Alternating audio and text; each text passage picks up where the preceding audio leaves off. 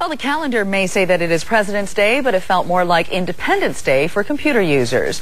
Today, many staged protests around the country and here in the Bay Area over having to pay for something they don't want and don't use. Microsoft's operating system.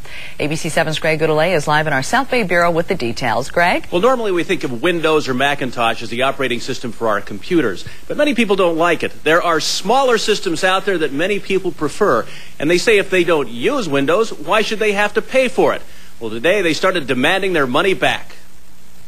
So if Microsoft does not give refunds... Like a pack of cyber hounds surrounding a treed bear, protesters cornered a Microsoft spokesman.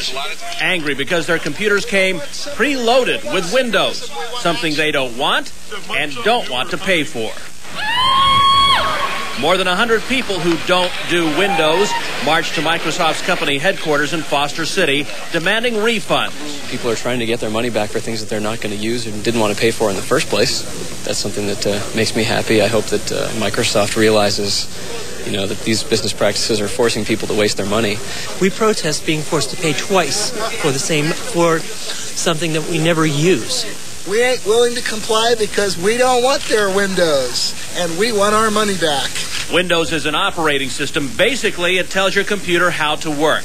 But there are other such systems, and these protesters say they never use the Windows that came with their computers, preferring alternatives like Linux, which is available free, and some say is simpler and more secure.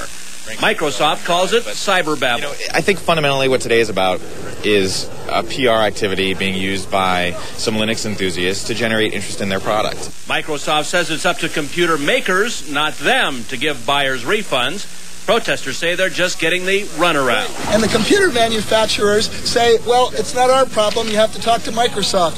In enlightened circles, this is called a catch-22. And protesters figure Microsoft owes each of them about $50. However, again, the company says it's up to the computer companies to repay them.